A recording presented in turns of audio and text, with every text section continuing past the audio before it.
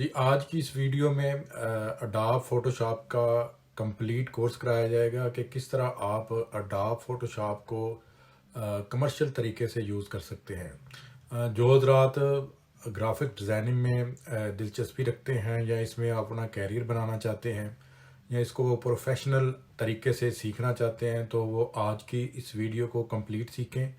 ये Adobe Photoshop आपको पता है कि काफ़ी वसी शोबा है, तो इस पे 3 से 4 वीडियो मैंने बनाई हैं। तो अगर आप ये सारी वीडियो देखते हैं बड़े अच्छे तरीके से गौर से, तो आपको कोई और सीडी वीडियो जहाँ कहीं पे ट्रेनिंग की ज़रूरत नहीं होगी। ये complete A to Z crash course बनाया गया आपके लिए, ताकि आपको कंप्लीट इसकी समझ आ सके।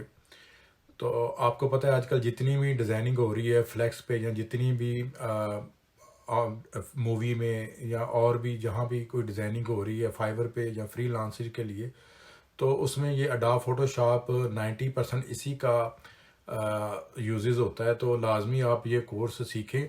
अगर आपने नहीं भी कहीं पे यूज़ होता तो अपने पर्सनल इस्तेमाल के लिए आप ये कोर्स सीख सकते हैं, और दो आगे भी ये वीडियो शेयर करें ताकि और दोस्त हजरात भी इस फ्री कोर्स से इस्तेफादा हासिल कर सकें। तो चलिए शुरू करते हैं आज की वीडियो के किस तरह आप अडोब फ़ोटोशॉप को इजीली आसान तरीके से यूज़ करके डिज़ाइनिंग कर सकते हैं। कर सकते हैं। सबसे पहले हम लोग इंपोर्ट लर्न कर लेते हैं कि इंपोर्ट कैसे किया जा सकता है। तो पहली तो चीज़ ये है कि आप यहाँ पे एक बटन दिया हुआ है सिलेक्ट माय फाइल, यहाँ पर आपने क्लिक किया। कोई भी इमेज आपको अच्छी लग रही है आपने उस पर डबल क्लिक किया और वो इमेज आपके पास इस तरह इंपोर्ट हो जाएगी फोटोशॉप के अंदर। एक ये सिंपल तरीका हो गया। दूसरा तरीका ये है कि फोटोशॉप को ऐसे रखिए, एक फोल्डर आप खोल लीजिए अपना, वहाँ से अगर कोई फाइल आपको अच्छी लग रही है आपने ड्रैग एंड ड्रॉप किया तो इस तरह आपकी फ़ाइल खुल जाएगी। ये आपके पास हो गया दूसरा तरीका फ़ोटोशॉप में कोई भी फ़ाइल इंपोर्ट कराने का। तीसरा तरीका ये है कि यहाँ पे ओपन का बटन है, ओपन दबाइए, कोई भी इमेज पकड़िए और उसको खोल लीजिए।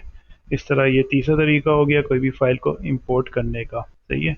और एक नॉर्मल तरीका जैसे विंडोज़ के तमाम टॉप बार के ऊपर ये वाली पट्टी आती है टैब्स की, इसके अंदर भी ओपन न्यू वगैरह का बटन्स होते हैं, तो यहाँ से भी आप ये बटन दबा सकते हैं। इसका शॉर्टकट है कंट्रोल ओ।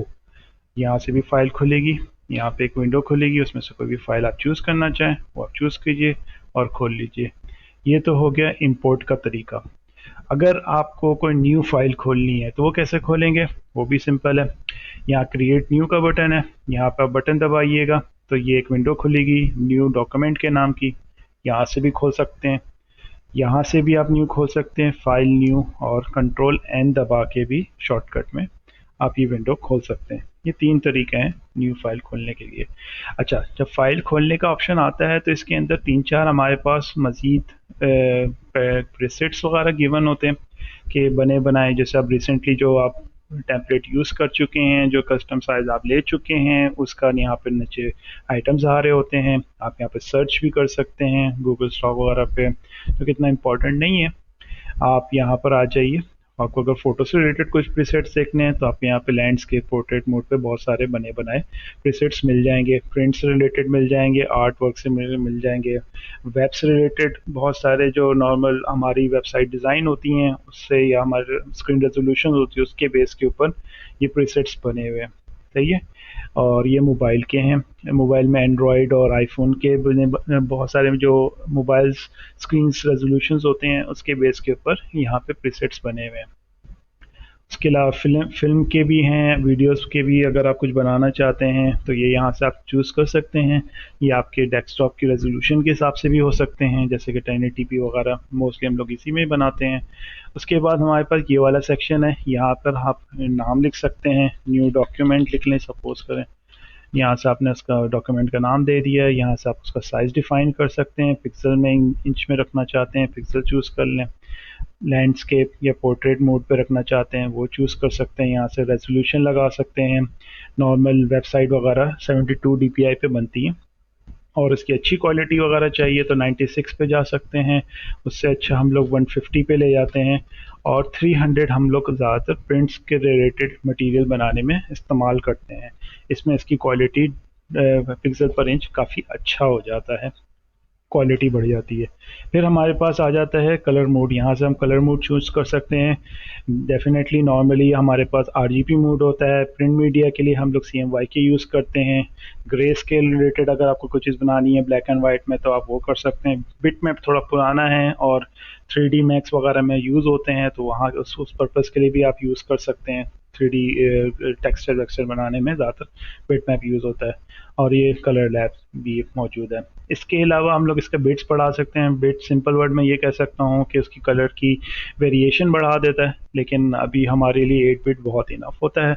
ये नॉर्मली स्क्रीन के ऊपर इतना ज़्यादा इसका डिफरेंस हमें नज़र नहीं आता, तो आप 8 बिट रख के भी बना सकते हैं, 16 बिट भी रख के बना सकते हैं, कोई इशू नहीं है। लेकिन सर फाइल साइज़ पे काफ़ी फ़र्क पड़ता है, तो 8 बिट रख लें। अच्छा, कोई भी डॉक्यूमेंट खोलेंगे तो आपको ये अभी से पूछ लेता है कि आप उसका कौन सा बैकग्राउंड रखना चाहते हैं, वाइट, ब्लैक, ट्रांसपेरेंट या कस्टम।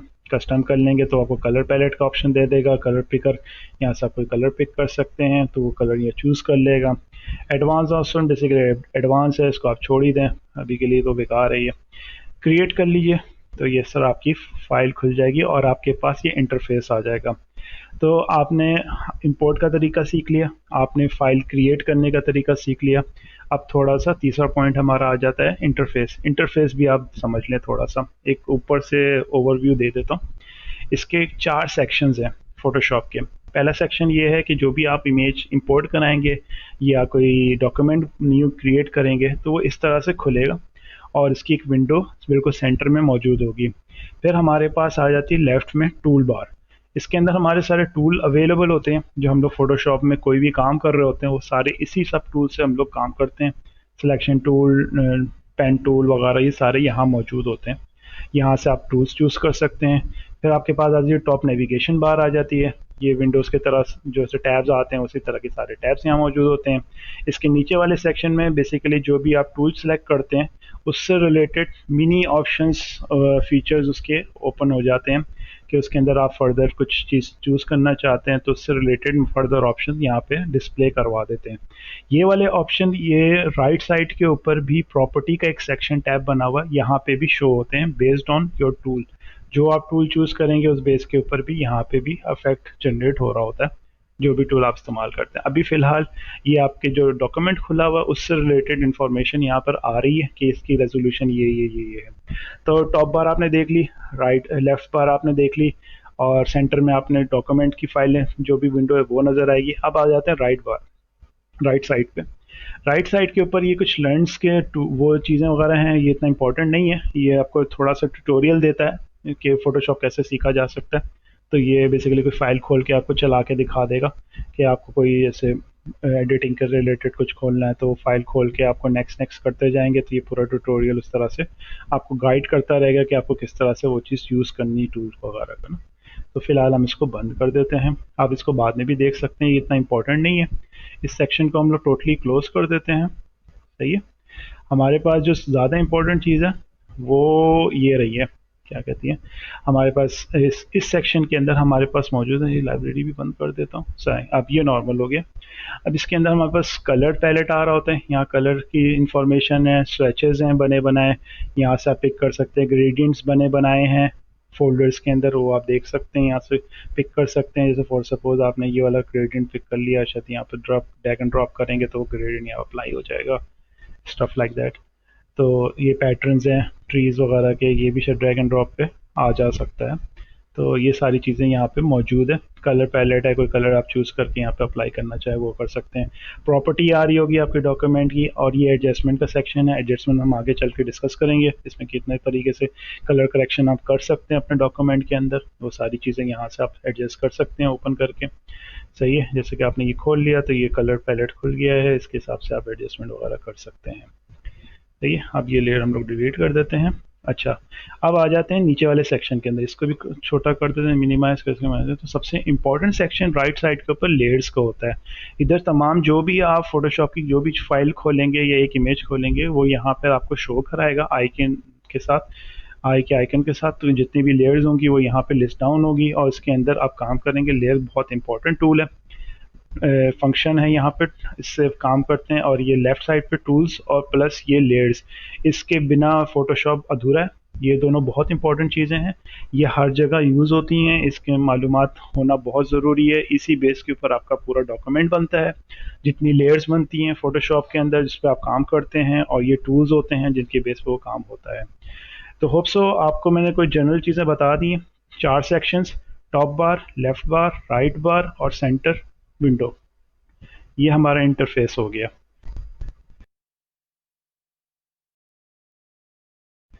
अच्छा, एक चीज़ और ये है कि अगर आप कोई डॉक्यूमेंट खोलते हैं और आपका फॉर सपोज़ दोनों तरफ की बार गायब हो जाती हैं और आपको समझ नहीं आता कि किस तरह से वापस आएंगी, तो आप टॉप बार में जाके विंडोज़ के सेक्शन के अंदर वर्क स्पेस में जाके यहाँ पे रिसेट इसेंशियल कर सकते हैं। तो इससे आपकी पुरानी तमाम जो टूल्स हैं वो रिटर्न हो सकते हैं और वो आराम से आप उसको रीसेट कर सकते हैं। इधर और भी ऑप्शन अवेलेबल है, इधर आप जैसे 3D के हिसाब से इन्वायरमेंट क्रिएट करना चाहते हैं, इंटरफेस क्रिएट करना चाहते हैं, वैसा हो जाएगा फोटोशॉप का। पेंट्स रिलेटेड है तो वो टूल सामने आ जाएंगे, ये सारी चीज़ें आप कर सकते हैं। और आप डिफ़ॉल्ट अगर डिफ़ॉल्ट इंसेंशियल पे जाना चाहते हैं तो उस पर क्लिक कर दें तो वो नॉर्मली रीसेट हो जाएगा और आपके पहले वाले रेजोल्यूशन और सारी एक सेक्शन पे आ जाएगा। तो गाइस हम लोग अब चल लेते हैं अपने तीसरे टॉपिक की तरफ, जिसके लिए हम लोग अभी एक कोई इमेज खोल लेते हैं जिसको समझने के लिए आपको थोड़ा आसानी हो सके। जैसे कि हमने ये बर्ड की इमेज खोल ली, अब हम डिस्कस करने जा रहे हैं सिलेक्शन टूल। हमारे पास फोटोशॉप में दो तीन सिलेक्शन टूल्स हैं, जैसे कि एक ये वाला टूल है, सही है, एक ये इसका है, इसके अंदर आप क्लिक करके रखेंगे तो further lasso tool, polygonal lasso, magnetic lasso, ये वाली चीज़ें आ जाती हैं। प्लस ये इस तरह के ये भी मार्क्यो टूल्स कहलाते हैं, ये भी आते हैं। ये सारे के सारे सिलेक्शन टूल्स हैं, ये दोनों के दोनों। तो हम लोग चलो इसको ट्राई करते हैं कि ये किस तरह से वर्क कर सकता है।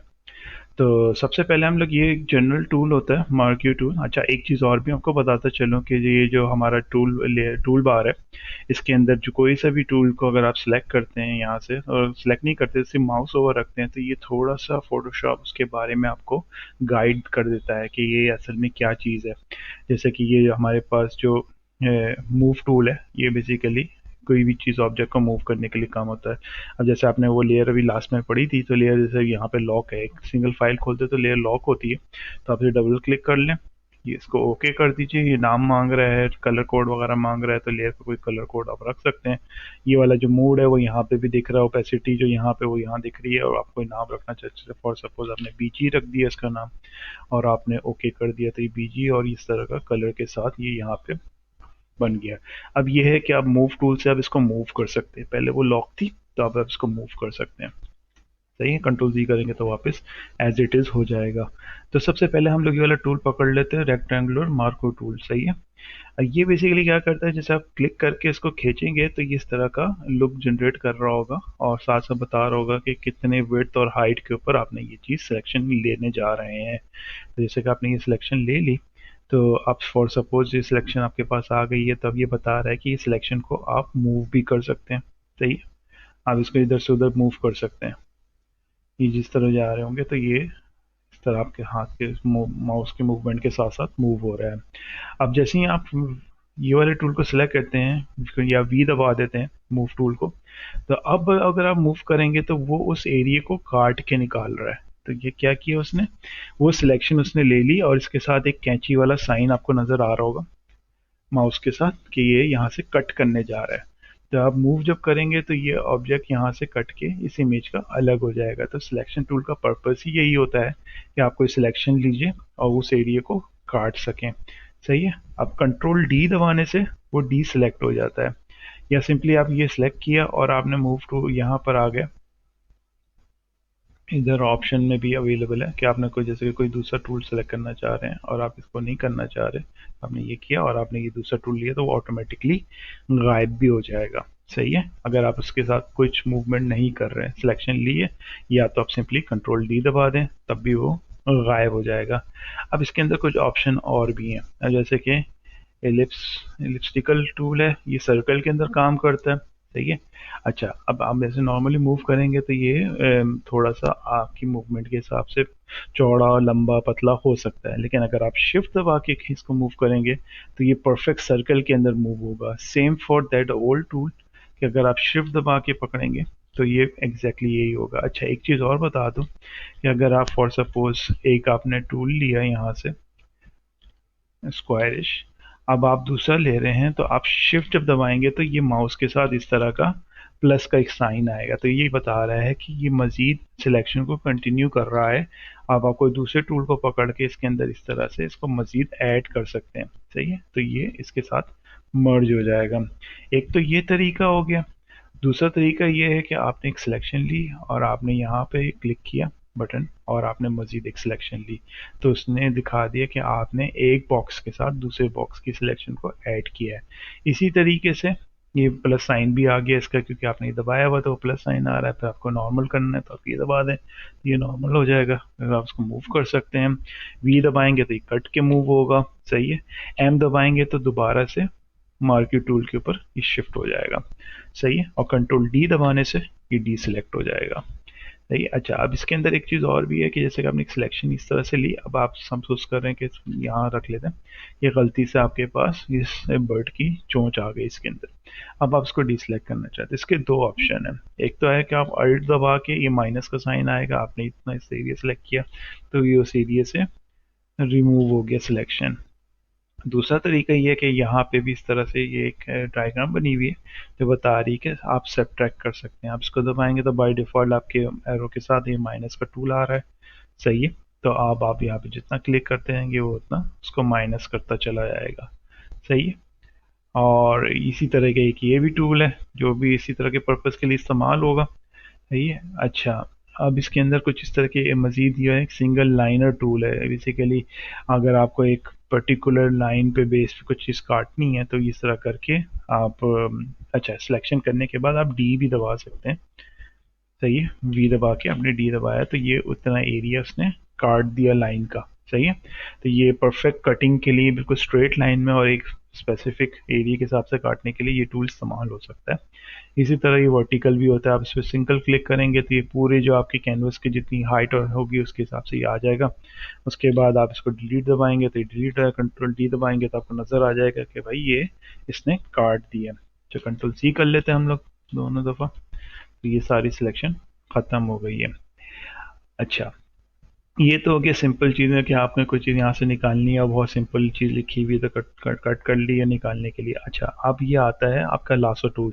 ये बहुत इम्पोर्टेंट टूल है। ये बेसिकली आपकी परफेक्ट कटिंग के लिए, किसी इमेज को काटने के लिए, जैसे कि ये बर्ड हो गया या ये स्टेम हो गया दरख्त का, तो इसको काटने के लिए आप इस्तेमाल कर सकते हैं। इसमें 3 टूल्स अवेलेबल हैं और इसका शॉर्टकट एल है।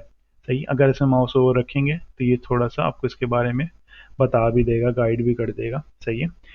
अच्छा, पॉलीगॉन लासो टूल हम लोगों ने चूज़ किया हुआ है। इसका पर्पस ये इस तरह से काम करता है। पहला ही टूल है हमारा इसके अंदर का, नहीं नहीं सॉरी, दूसरा टूल था। पहला टूल हम लोगों ने, ये फ्री मूवमेंट लासो टूल होता है। बेसिकली आप जैसे क्लिक करके क्लिक दबा के चलाते रहेंगे तो ये चलता रहेगा, और जितनी बड़ी आपको सिलेक्शन लेनी है घुमा के उसी पॉइंट पे आ जाए जिस पॉइंट पे आपको तक काटना है, तो ये इस तरह से इसकी सिलेक्शन ले लेगा। कंट्रोल डी दबा के इसको हटा दें। अच्छा, अब ऐसा भी कर सकते हैं कि आप यहाँ तक लेकर आए और आपने छोड़ दिया तो ये स्ट्रेट लाइन में उस एंड पॉइंट पे जाके कनेक्ट हो जाता है, स्टार्टिंग से एंड पॉइंट पे, तो ये इस तरह कट जाता है। तो मोस्टली ये एक गलत तरीका होता है काटने का। होता ही है कि आप पूरा लेके चलें स्टार्ट टू एंड, उसी पॉइंट पे आके क्लिक कीजिए तो वो फिर प्रॉपर उस शेप के अंदर सिलेक्शन आ जाएगी। अच्छा, ये होता है फ्री टूल। ये अब हम लोग ज़्यादातर यूज़ करते हैं पॉलीगॉनल टूल। अब ये होता है पॉइंट बेस। सही है, अब जैसे फॉर सपोज मैं आपको थोड़ा चला के दिखा देता हूँ। जैसे कि अब हम लोग इस बर्ड को यहाँ से कट करना चाह रहे हैं। सही है, तो हमने यहाँ पे एक क्लिक किया, एक क्लिक यहाँ पे किया। अच्छा, इसको पहले आपको वैसे दिखा ले काम कैसे कर रहे हैं ना। ये ऐसे इस तरह काम करता है। ये क्लिक बेस होता है जिससे आप क्लिक करते जाएंगे और ये शेप पॉलीगॉनल वे में कट आउट हो रहा होता है। सही है, डबल क्लिक करेंगे तो वो उस जगह तक सिलेक्शन ले लेगा। अब इसको लेते हुए हम लोग इस बर्ड को काट सकते हैं। फॉर सपोज हमने यहाँ से सिलेक्शन ली, क्लिक क्लिक करते हुए जिस पॉइंट पे हमें थोड़ा सा भी मूव करना है तो हम उधर क्लिक करके उसको मूव कर सकते हैं। अच्छा, ये है कि आप जितने बेहतर हैं, जितना ज़्यादा जूम इन करके काम करेंगे उतनी बेहतर आप इसकी कटिंग कर सकते हैं परफेक्ट। और अगर अभी तो हम लोग जैसे सीख रहे हैं तो हम लोग जस्ट जनरली इसको काटेंगे, हो सकता है कि वो थोड़ा रफ कट भी जाए। सही है, तो हम सिर्फ अभी इसको समझने की कोशिश कर रहे हैं कि टूल किस तरह काम करता है। सही है। तो इसका ये बहुत ज़्यादा यूटिलाइज होता है ये टूल किसी भी चीज़ को इमेज में से कट करने के लिए, क्रॉप करने के लिए, मतलब इमेज से निकालने के लिए। तो ये अपने इस तरह की एक सिलेक्शन ली और स्टार्टिंग पॉइंट पे आएंगे तो इस तरह का एक सर्कल बना हुआ आ जाएगा इसके अंदर आइकन पे, और आप इस पे जैसे क्लिक करेंगे तो ये उस तरह की सिलेक्शन ले लेगा। अब आप इसके अंदर दो काम कर सकते हैं, इस पर राइट क्लिक करके इसको लिया एक कॉपी बना सकते हैं। सही है। ये दबाएंगे तो यहाँ पे आपके पास एक क्लियर कॉपी आ गया। जब बैकग्राउंड बंद किया तो आपके सामने ये बर्ड अलग कटी हुई आपको नज़र आ रही है। सही, एज अ कॉपी। सही है। एक तो कॉपी का तरीका हो गया। सही, आप पीछे आ जाएं, रिवर्स कर लें, सिलेक्शन वापस आ गई। अब आप इसका एक और शॉर्टकट है कि कंट्रोल जे दबाएंगे तो बी इस तरह से वो लेयर अलग हो जाएगी इसकी, और आप निकाल सकते हैं। सही है। एक तो आपको राइट क्लिक करके बता दिया मैंने, दूसरा तरीका मैंने आपको इस तरह का दिखा दिया। अच्छा, तीसरा ये है कि अगर आप चाहते हैं कि नहीं मैं एसी लेयर पे रहते हुए इस बर्ड को या इस इमेज को यहाँ से हटाना चाह रहा हूँ, तो वो कुछ इस तरह से होगा कि जैसे इस पे आपके पास कैंची का साइन आ रहा है, सीजर्स का, तो आपने इसको ड्रैग किया तो ये इस तरह से यहाँ से अलग हो जाएगी, लेकिन पीछे ये इमेज खाली हो जाएगी, तो उसको आप बाद में कवर अप कर सकते हैं किसी भी चीज़ से। अब फॉर सपोज जैसे कि मैंने इसको यहाँ निकाल लिया और मैं कंट्रोल डी दबाता हूँ, इसकी सिलेक्शन ऑफ कर देते हैं। अब हमारे पास ये सेक्शन खाली आ गया है। सही है। अच्छा, अब हम क्या करेंगे, अब हम इसके अंदर एक ऑप्शन और भी है कि अगर जैसे कि आप इधर आ जाते हैं और यहाँ पे सिलेक्शन बनी हुई थी पहले की, आप इसको अपने हिसाब से पूरा एक मजीद नहीं सिलेक्शन ले लेते हैं कि भाई मुझे ये एरिया फिक्स करना है। तो ये आपने फ्री मूवमेंट का आपने इस तरह से लिया और आई दबा के, आई ड्रॉपर बेसिकली एक टूल है यहाँ पे, इससे आप कोई भी कलर पिक कर सकते हैं, या फिर आप यहाँ से भी कोई कलर पिक कर सकते हैं। जैसे फॉर सपोज आपने ये पैलेट खोला कलर पिकर का और यहाँ से कोई कलर चूज़ किया और उसके बाद अल्ट बैक स्पेस या कंट्रोल बैक स्पेस दबा देंगे तो वो कलर यहाँ पे आ जाएगा इस तरीके से। तो ये भी एक तरीका है कि आप इसको यूटिलाइज कर सकते हैं। चले, मैं थोड़ा सा ऑफ टॉपिक चला गया हूँ, तो हम लोग दोबारा सिलेक्शन के ऊपर आ जाते हैं। सही है। उसके बाद आ जाता है आपके पास मैग्नेटिक लासो टूल। सही है। मैग्नेटिक लासो टूल बेसिकली क्या करता है कि जो सॉलिड कलर्स होते हैं और आपके दूसरे ऑब्जेक्ट के, उसको वो खुद रीड करता है, और जैसे आपने क्लिक किया तो वो उसको खुद पकड़ेगा मैग्नेटिक तरीके से इमेज को ना, और वो पॉइंट जनरेट करता रहेगा। जैसे आपको जस्ट इसके साथ मूव करना है तो वो पॉइंट जनरेट होता चला जाएगा और आपकी सिलेक्शन बनती चली जा रही होगी। तो जितना शार्प एज कलर होंगे तो उतना अच्छा ये टूल काम करता है। प्लस ये कि आप क्लिक भी कर सकते हैं, जैसे कि आपको लगता है कि ये यहाँ से एक्स्ट्रा जा रहा है तो आपने यहीं पे क्लिक कर दिया। सही है। आपको लग रहा है कि ये चून ज़्यादा काट रहे हैं, आपने यहाँ पे क्लिक कर दिया, उसको रोक दिया कि भाई और अंदर मत जाओ। सही है। इस तरीके से आप सिलेक्शन ले सकते हैं और ये काफ़ी फास्ट काम कर सकता है अगर इमेज आपकी इस तरह की है जिसमें बहुत क्लियर लुक जनरेट हो रहा है एक कलर से दूसरे कलर के अंदर, तो ये बहुत अच्छा काम करता है। ठीक है। अभी तो हम थोड़ा एक रफ सा एक आइडिया ले रहे हैं कि इधर से मैंने यहाँ पे ले आया हूँ और यहाँ से मैं वापस लेके जा रहा हूँ मेन पॉइंट की तरफ, स्टार्टिंग पॉइंट की तरफ। तो ये सर्कल यहाँ पर आ जाएगा और यहाँ पर हमने क्लिक करके छोड़ा तो इसने इतना बड़ा एरिया सेलेक्ट कर लिया है। सही है। अब आप इसको, वही वाली चीज़ है कि इसको आप अलग से कट कर सकते हैं, निकाल सकते हैं, ये कंट्रोल जे दबा दें, ये आपके अलग हो गई लेयर। अच्छा, एक चीज़ और भी बताता चलूँ कि जैसे कि आपने एक ये सिलेक्शन ले लिया, आप इसकी इन्वर्स भी कर सकते हैं। सही है। अब इसके अब आप जैसे के लिए कंट्रोल शिफ्ट आई दबाएंगे तो सिलेक्शन इन्वर्स हो जाएगी। सही है। और अभी इसको मैं ख्याल से किसी और शॉर्टकट की का भी उसके साथ अटैचमेंट है, तो हम लोग इसको भी थोड़ा बाद में देख लेते हैं। अच्छा, अब हमारे पास आ जाता है ये वाला सिलेक्शन टूल जिसके अंदर हमारे पास एक ये नया ऑब्जेक्ट आया है, ऑब्जेक्ट सिलेक्शन टूल। ये बेसिकली 2020 का वर्जन है इसका। अगर मैं सिंपल थोड़ा सा आपको ट्यूटोरियल दे देता हूँ कि भाई ये काम कैसे करता है, तो वो बेसिकली इस तरह से कि भाई आपने ये बॉक्स लिया और आपने ये बर्ड सेलेक्ट की, तो ये खुद कैलकुलेट करेगा कि आपने क्या चीज़ सेलेक्ट करनी है। तो उस बॉक्स के अंदर जैसे इसने कैलकुलेट करके वो पर्टिकुलर जैसे बर्ड है वो उसकी सिलेक्शन को ले लेगा।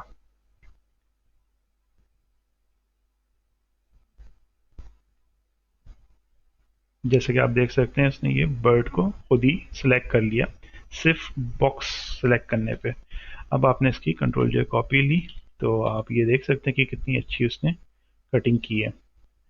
आप ये भी देख सकते हैं कि काफ़ी हद तक वो परफेक्टली काट रहा है। ये तो आप इन्होंने एक नया टूल निकाल दिया। ये मोस्टली ज़्यादातर अभी आपके पुराने उसके अंदर मौजूद नहीं होगा, तो हम लोग जैसे आपको एक थोड़ा सा इसके बारे में बता दिया। बेसिकली ये दो टूल तकरीबन तमाम फोटोशॉप में मौजूद है।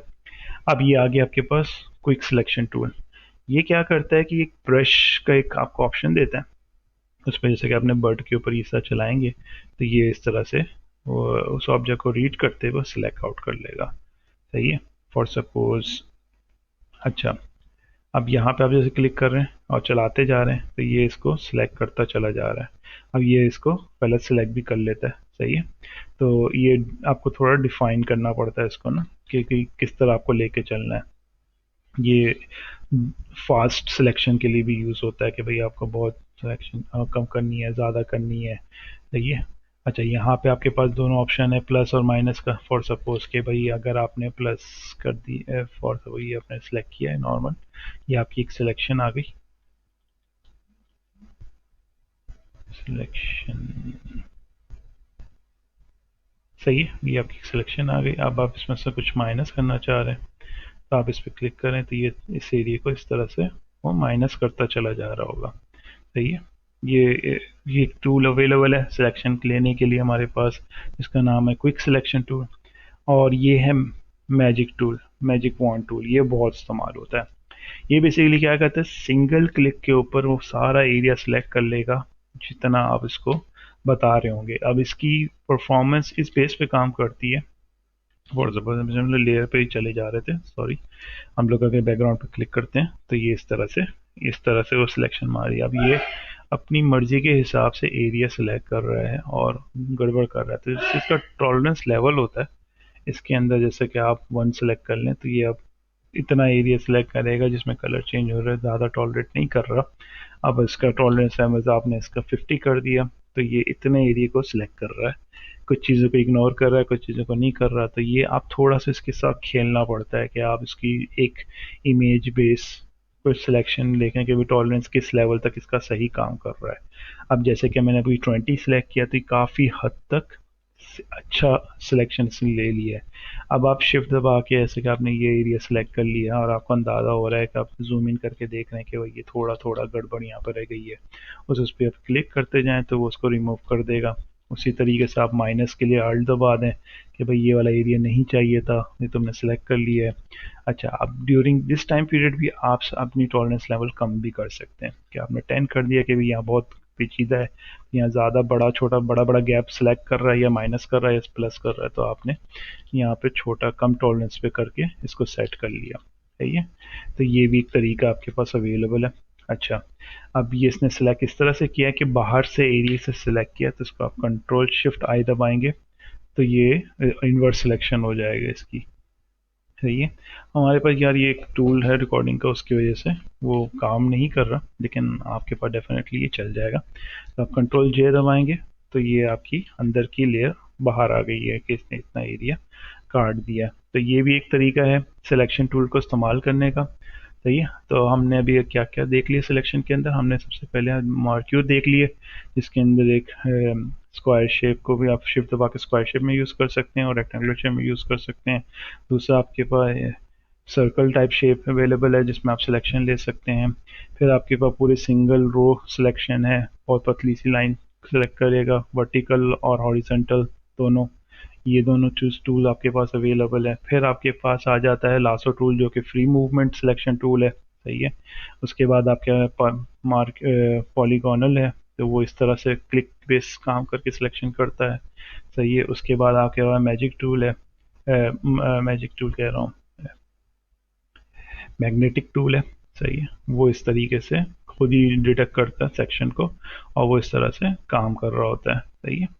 और उसके बाद फिर आपके पास आ जाते हैं तीसरा ऑप्शन, ऑब्जेक्ट सिलेक्शन टूल। इसके अंदर आप कोई भी ऑब्जेक्ट को सिलेक्ट कर लीजिएगा तो ये उसको पकड़ के ओपन कर लेगा उस पर्टिकुलर एरिया पे जो चीज़ आप निकालना चाह रहे हैं, तो वो निकाल लेता है। जैसे फॉर सपोज हम मुझे बर्ड की सिर्फ ये वाली चीज़ चाहिए, तो मैंने इसको क्लिक करके छोड़ दिया। ये थोड़ा सा लोड करता है, ये बता देता है कि इसको नहीं मिला, तो वो एरर दे देगा। जैसे आप इसको पूरा सिलेक्शन के लिए, तो अच्छा सॉरी, फिर हमारी लेयर दूसरी पड़ी हुई थी, सॉरी। और जैसे मैंने ये सिलेक्ट किया, तो इसने इस तरह से इस बर्ड को सिलेक्ट कर लिया। फॉर सपोज मुझे ये इधर सिलेक्ट करना है, तो इसने इतना एरिया सिलेक्ट कर लिया। फिर हमारे पास ये टूल आ जाता है क्विक सिलेक्शन।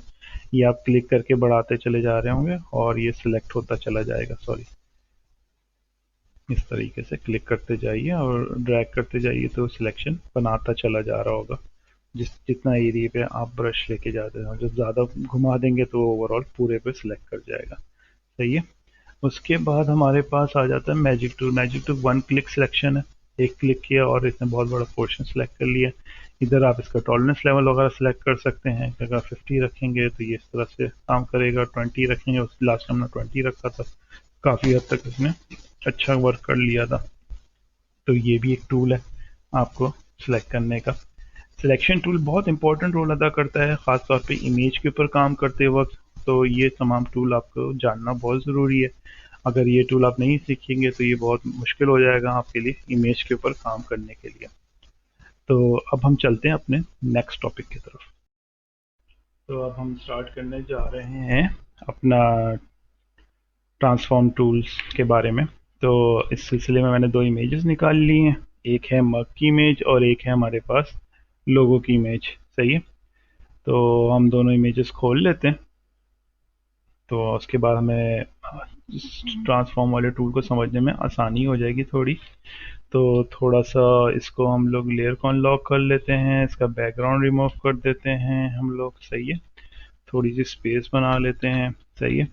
अच्छा, ये हमारे पास लोगो है, लेबल है, या जो भी कह लें आप इसको। सही है। तो ये हमने बेसिकली इसके ऊपर शो कराना है। तो कैसे शो किया जा सकता है, हमने इसको ड्रैग कर लिया इस विंडोज़ के अंदर। अब मैं इसको बंद कर देता हूँ। तो हमारे पास एक ये फाइल आ गई है जिसके अंदर दो लेयर्स मौजूद हैं फोटोशॉप की। अभी हमने सेव नहीं किया है, इसका नाम नहीं रखा है, तो बहरहाल। अच्छा, अब ये आ गया, इसको हम लोग नेम रख लेते हैं मग, और इसका नाम कर देते हैं लोगो। और मोस्टली ऐसा हो सकता है कि ये इमेज नीचे हो रही है, तो आप सिंपली कंट्रोल शिफ्ट और ब्रैकेट क्लोज का दबाएंगे तो ऊपर चला जाएगा, और वैसे आप ड्रैग एंड ड्रॉप भी ऊपर कर सकते हैं तो ये इसके ऊपर आ जाएगा। वैसे इसके पीछे भी जा सकता है, तो ये पीछे बेसिकली आप ये देख सकते हैं, यूँ करके निकाल के तो इसके पीछे नज़र आ रहा है आपको। आप इसको ऊपर कर दें तो ये इसके ऊपर आ जाएगा। बेसिकली ट्रांसफॉर्म टूल बहुत इंपॉर्टेंट टूल है किसी भी चीज़ को इस तरह के काम करने में, कि भाई ऐसा को कहीं पे कोई लोगो प्लेस करना है, कोई लुक जनरेट करना है इस तरह का। तो इस सिलसिले में इसके दो, एक शॉर्टकट की है, कंट्रोल टी दबाएंगे तो इस तरह से ये ट्रांसफॉर्म का ऑप्शन आ जाएगा। दूसरा ये है कि आप एडिट में जाइए, यहाँ पे ट्रांसफॉर्म का भी ऑप्शन है, तो यहाँ से इसे करके बहुत सारे चीज़ें कर सकते हैं ट्रांसफॉर्म के अंदर। रोटेट कर सकते हैं, स्क्रू कर सकते हैं। तो आप फॉर सपोज आप स्केल का सिलेक्ट कर रहे हैं, तो आपने स्केल सिलेक्ट कर लिया, तो ये स्केल का ऑप्शन आ गया है ये। सही है। और अब कंट्रोल टी में वाले के तो हमारे पास सारे ऑप्शन अवेलेबल होते हैं। तो इसमें ये है कि हम लोग आपको जैसे यहाँ पर रखेंगे, तो हम आप इसको घुमा सकते हैं 360 डिग्री पे, जितना भी घुमाना चाहें। सही है। एक तो ये चीज़ आ गई। दूसरी चीज़ ये आ गई कि आप इसको पकड़ के बड़ा छोटा कर सकते हैं। ये भी फ़िलहाल यहाँ से एक लॉक लगा हुआ है जो रेशियो मेंटेन कर रहा है। नॉर्मली ये नहीं होता, अगर इसको ऑफ कर देंगे तो कुछ इस तरीके से ये काम करेगा। ये थोड़ा आस्पेक्ट रेशियो को थोड़ा ख़राब भी कर रहा होता है, तो कुछ हद तक आप इस तरह से चीज़ बना सकते हैं, लगा भी सकते हैं। है ये। अच्छा, अब इसको हम लोग ये कर सकते हैं कि जैसे कि फॉर सपोज अभी हमने इस तरह से रखा हुआ है, तो ये इतना अच्छा नहीं दिख रहा, तो इसको हम लोग रिवर्स कर लेते हैं थोड़ा सा, तो इसको ओरिजिनल कंडीशन में ले आए। थोड़ा सा मग को भी छोटा कर लेते हैं ताकि थोड़ा इसके हिसाब से सेट हो जाए। सही है। अब हमारे पास ये लोगो आ गया। सही है। अब इसको मैं समझ गया यार किस तरह लगे कि ये थोड़ा बहुत ऑट लग रहा है, ये इसमें लुक जनरेट नहीं कर रहा। तो आपने कंट्रोल टी दबाया, आपके पास ट्रांसफॉर्म आया, आपने इसे राइट क्लिक किया, इसके अंदर आपके पास प्रोस्पेक्टिव का ऑप्शन आया है, आपको यहाँ पे भी दिख रहा था प्रोस्पेक्टिव का ऑप्शन ट्रांसफॉर्म के अंदर। दोनों जगह से आप इसको कर सकते हैं। प्रोस्पेक्टिव ऑप्शन के अंदर फिर आपने यहाँ पे राइट क्लिक करेंगे और इसको थोड़ा सा खींचेंगे तो प्रोपोर्शन इस तरह से इसका चेंज होना है, प्रोस्पेक्टिव इसका चेंज होगा और ये इस तरीके से एडजस्ट हो सकता है। जैसे जैसे आपका थोड़ा सा ये लुक ये इस तरह से लाइन जा रही, तो ये इस तरह से आप सेट कर सकते हैं। एक ये चीज़ हो गई। दूसरा ऑप्शन आपके पास ये आ गया, कंट्रोल टी दोबारा दबाया आपने। अब आप इसको फॉर सपोज प्रोस्पेक्टिव हमने देख लिया, रोटेट भी हमने देख लिया, स्केलिंग भी हमने देख ली, स्क्रू दबा देते हैं। सही है, स्क्रू में कुछ इस तरीके का मूवमेंट ये दे सकता है, तो आप इस तरह के मूवमेंट कर सकते हैं। जैसे कि फॉर सपोज थोड़ा सा तिरछे में है, इटैलिक थोड़ा लुक देना है, तो इस तरह से आप इमेज को मूव कर सकते हैं। ये वाली चीज़ आप जनरेट कर सकते हैं। सही है। अब दोबारा कंट्रोल टी दबा लेते हैं। सही है। अब हमारे पास आ जाता है जो बहुत बेहतरीन काम करेगा इस तरह के, वो है वार्प टूल। वार्प टूल के अंदर ये इस तरह से पॉइंट जनरेट हो जाते हैं। सही है। अब ये जैसे पेन टूल के पॉइंट्स होते हैं वो भी हमें पढ़ेंगे आगे चल के। आज आप इसको पकड़ के यहाँ से आप ओपन कर सकते हैं पॉइंट्स को इस तरीके से। जिस तरह का आपका कप का शेप है उस तरीके से आप पॉइंट को लेके चल सकते हैं। आपने यहाँ पे इस तरह से ड्रैग किया, आपने ये वाला पॉइंट यहाँ पे ड्रैग किया, आपने देखा कि यहाँ से इसकी इस तरह से गोलाई आ रही है, तो आपने थोड़ा सा पकड़ के इसको भी इस तरीके के शेप में एडजस्ट कर लिया। यहाँ से बिल्कुल स्ट्रेट जा रहा है तो आपने भी यहाँ से कहा कि यार बिल्कुल स्ट्रेट, तुम यहाँ से बिल्कुल स्ट्रेट चले जाओ। इधर से भी तो ऑलमोस्ट आप इस तरह से एडजस्ट कर सकते हैं। तो ये कुछ हद तक आपका लोगो बैड ही है, परफेक्शन नहीं है, लेकिन आगे के जितना बेहतर आप काम करेंगे तो आपको उतना ज़्यादा परफेक्ट ये लुक जनरेट कर सकता है। तो अब ट्रांसफॉर्म के अंदर हमने ये देख लिया, फिर कंट्रोल टी दबाया, हम लोग इसको रोटेट कर सकते हैं। सही है। हम इसको बड़ा छोटा कर सकते हैं। सही है। प्रोपोर्शन लगा हुआ होगा तो ये एग्जैक्टली इसी तरह से बड़ा होगा जिसका एस्पेक्ट रेशियो है। अगर वो नहीं लगा हुआ होगा, सही है, तो फिर आपका ये कि आप इसको इस तरह से भी बड़ा छोटा कर सकते हैं। दूसरा चीज़ हो गई, आप रोटेट कर लिया, आप इसको स्क्रू कर सकते हैं, डिस्टॉर्ट कर सकते हैं, प्रोस्पेक्टिव चेंज कर सकते हैं इसका थोड़ा सा इस तरीके से कि ऊपर से थोड़ा सा बड़ा लग रहा है, नीचे से थोड़ा छोटा लग रहा है। ये वाला काम कर सकते हैं। सही है। और इसके पूरे बने बनाए पैलेट्स भी मौजूद हैं कि भाई आपने पूरा पूरा मिरर करना है, शिफ्ट करना है, हॉरिजॉन्टली फ्लिप ये किया, इस तरह फ्लिप हो गया, मिरर वाला लुक जनरेट हो रहा है इसके ऊपर। सही है। आप वर्टिकली फ्लिप कर सकते हैं, ये डायरेक्टली फ्लिप कर देगा, रादर देन आप इस तरह से मूव करें। सही है, तो आप उस तरह से भी जाके मूव कर सकते हैं। ये बने बनाए इसके अवेलेबल पैलेट्स हैं। ये सारे भी ऑप्शन हैं, ये बेसिकली और मज़ीद डिटेल के अंदर आप देख सकेंगे, लेकिन अभी फ़िलहाल इसके लिए ये इस तरह का आप सीख जाएं और इस तरह की टूल्स आप प्रैक्टिसिंग करें तो आपका काफ़ी आसान हो सकता है काम ट्रांसफॉर्मेशन के थ्रू कोई भी इमेज को किसी दूसरी इमेज के ऊपर एडजस्ट करने के लिए। होप सो कि आपको चीज़ समझ आई होगी ट्रांसफॉर्मेशन के अंदर। अब हम चलते हैं अपने दूसरे टूल की तरफ। हम अपना नेक्स्ट टूल स्टार्ट करते हैं। नेक्स्ट टूल हमारा ब्रश का है। उसके लिए हम लोग एक इमेज खोल लेते हैं ईगल वाली। उसको समझने के लिए ये रहा ब्रश टूल, बी इसका शॉर्टकट है। इसके बाद माउस ओवर रखेंगे तो ये आपको थोड़ा बता भी देगा कि किस तरह से काम करता है। बैकग्राउंड पेंट करने के लिए अगर आपके पास टैबलेट है तो ये बहुत अच्छा टूल है। तो ये फोटोशॉप में अक्सर मैट पेंटिंग वगैरह के लिए भी बहुत यूज़फुल टूल है। तो बेसिकली अब हम इसको स्टार्ट करते हैं। हमने ब्रश टूल सेलेक्ट कर लिया। यहाँ पे हमारे पास ब्रश टूल के बहुत सारे ऑप्शन अवेलेबल है। सबसे पहले हमारे पास साइज़ का है, जो हम लोग ब्रैकेट ओपन ब्रैकेट क्लोज वाले से भी कीबोर्ड में यूज़ कर सकते हैं। उसका हार्डनेस लेवल भी सेट कर सकते हैं। अब मैं आपको थोड़ा सा एग्जांपल दे देता हूँ हार्डनेस लेवल के। अगर हार्डनेस फुल होगा तो कुछ इस तरह की स्पॉट बनेगा, अगर हार्डनेस कम होगा तो कुछ इस जैसा स्पॉट बनेगा।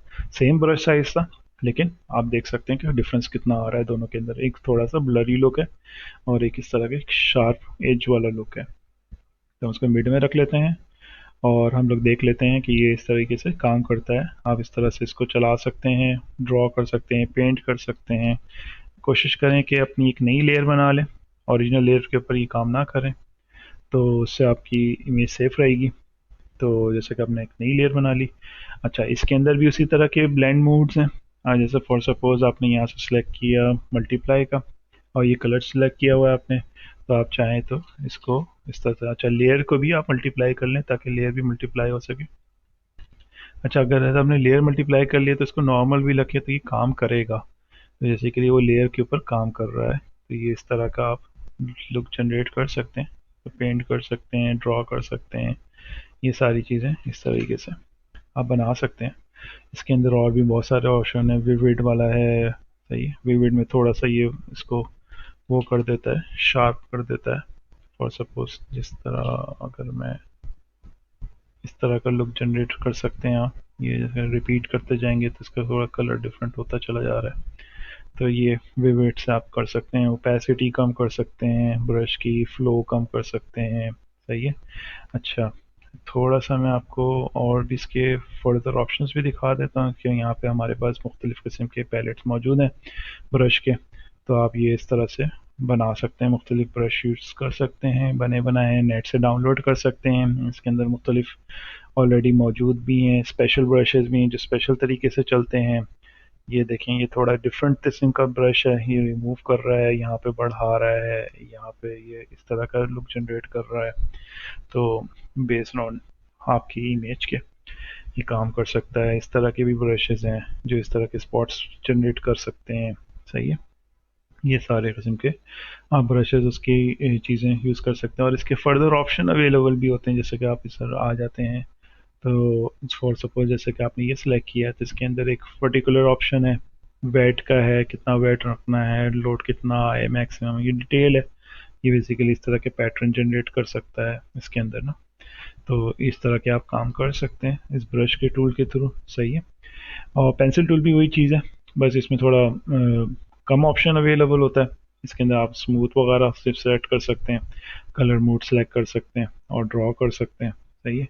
यहाँ से आप कोई भी कलर चूज़ कर लें, जो भी आपको कलर का आपको चीज़ ड्रॉ करनी है तो वो इस तरह से ड्रॉ कर सकते हैं।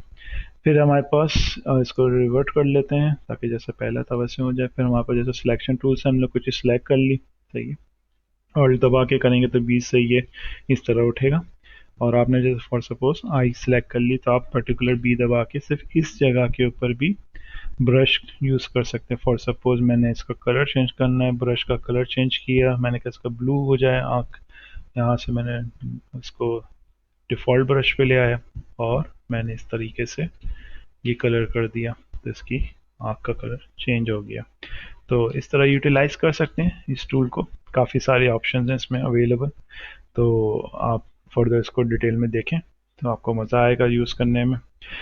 और अब आ जाते हैं हम stamp tool. Stamp tool basically healing का पुराना टूल है, समझ लें। ये क्या करता है कि कॉपी जनरेट करता है। जैसे कि यहाँ से आपने अल्ट दबा के कॉपी निकाली और यहाँ पे सिंपल करते तो ये ज़्यादातर वो एग्जैक्ट कॉपी जनरेट करता है, एरिया के हिसाब से फिक्स नहीं करता, हील नहीं करता। ये आप उसको यूटिलाइज़ कर सकते हैं। मैं तो कुछ ज़्यादा ही रिवर्ट कर दिया, खैर है।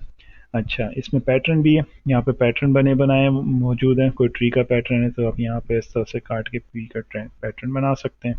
जैसे कि आपने यहाँ से इस तरह से काट लिया, आपने देखा है कि शायद ये बर्ड उड़ रही है हवा के अंदर, तो आपने इस तरह का एक लुक बना सकते हैं। आइए, ये इस तरह से पूरा आ गया कि ये बर्ड शायद हवा में उड़ रही है, पीछे आपके बैकग्राउंड में ये चीज़ चल रही है। तो ये है, इस तरह की यहाँ पे आप मज़ीद शायद ऐड भी कर सकते हैं और न्यू पैटर्न बना सकते हैं, इंपोर्ट कर सकते हैं यहाँ पे, सही है। इसका एक इसके साइज़ बड़ा करके देखना चाहें तो इस आप देख सकते हैं, ग्रास का लुक है, ये ग्रास वाली चीज़ बन जाएगी, सही है। इस तरह के टूल अवेलेबल हैं। फिर इसमें वही ऑप्शन है ओपेसिटी कम करने का, फ्लो बढ़ाने का, ये सारी चीज़ें हैं।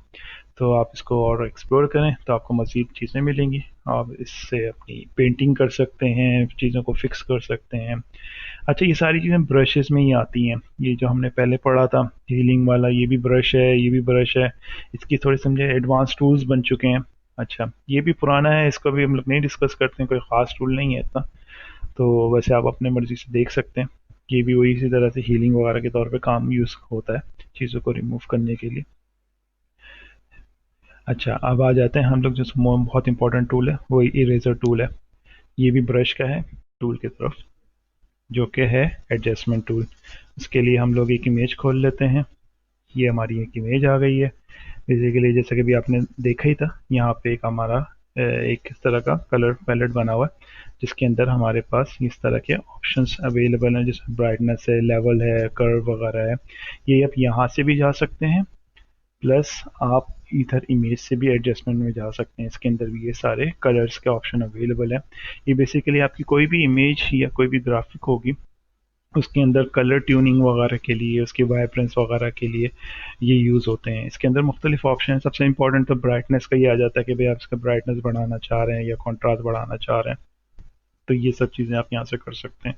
वही बात है कि अगर लेयर में करेंगे तो वो आपकी इमेज सेव रहती है, और वरना तो आप डायरेक्ट अपनी इमेज को इस तरह से एडिट भी कर सकते हैं। तो ये परमानेंट सेटिंग में जाती है। कंट्रोल जी कर लें तो पीछे आ जाएगी, लेकिन आप बहुत ज़्यादा भी कंट्रोल जी नहीं कर सकते, तो इसलिए वो लेयर बना के मास्क करके भी आप कर सकते हैं, तो आपकी सेफ्टी काफ़ी हद तक रहती है।